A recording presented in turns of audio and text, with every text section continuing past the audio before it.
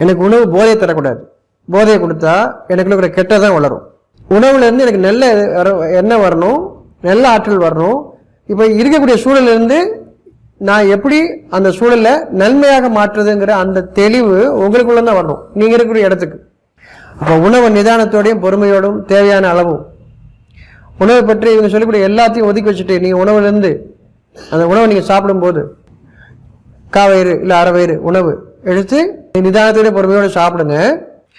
உணவு எனக்கு நன்மையை கொடுக்கணும், தூக்கத்தை கொடுக்கூடாது. முதல்ல உணவு எனக்கு தேவையான நேரத்தில் நான் சாப்பிடணும், பொறுமையாக சாப்பிடணும். எந்த வேலையும் இருந்தாலும் எடுத்து வச்சுட்டு சாப்பிடும்.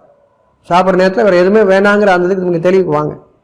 சாப்பிடும்போதே ஃபோன் பேசிக்கிட்டே சாப்பிட்றது, வேலை செஞ்சுக்கிட்டே சாப்பிட்றது, எனக்கு உணவை விட என்னோட வாழ்க்கையை விட இந்த கம்பெனியில் வேலை செய்கிறதா சிறந்ததுன்னு அந்த எண்ணத்தில் தான் முதல்ல நீக்குங்க. உங்களுக்குள்ளது முதல்ல நீக்குங்க. நம்ம ஒவ்வொருத்தரும் நம்முடைய வேலையை செய்கிறோம், அது மற்றவங்களுக்கு நன்மை வந்து சேரணும். நான் மற்றவங்களுக்கு நன்மை செய்கிறதுக்காக வேலை செய்யலை, நான் செய்யக்கூடிய காரியங்கள் நல்ல காரியங்களாக. இது நன்மைகள். ஒரு மரம் எப்படி, மரம் எங்கே போய் யாருக்கு எதுவும் கொடுக்குறதுலாம் இல்லை, நிற்கிற இடத்துல நிற்குது. அதுக்கு வேண்டிய எடுக்கிறது நின்ன இடத்துல எடுத்துக்குது, அது கொடுக்கறது நின்ன இடத்துல கொடுக்குது. மரம் அந்த பாடத்தை நமக்கு சொல்லிக் கொடுக்குது. இப்போ உங்களுக்கு வேண்டியது என்ன அப்படின்றது நீங்கள் உணர்ந்து அதில் முதல்ல உணரணும் ஃபஸ்ட்டு, அப்போ தான் செயல் வரும். நம்ம உணரவே இல்லைன்னா, என்னை நானே மதிக்கலை அப்படின்னா, அப்போ அதுக்காக தான் உணவுலேருந்து தொடங்குங்க. அந்த உணவுலேருந்து எனக்கு தெளிவு வேணும்.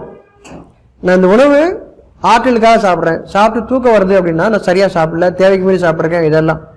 அப்போ உங்கள் வரம்பை நீங்கள் அறிய ஆரம்பிங்க. ஒவ்வொரு காரியத்திலும் நான் தப்பு செய்கிறேன் அப்படின்னா தப்பு செய்கிறேன்னு உணர ஆரம்பிங்க. அப்போ இது வேண்டாங்கிறது.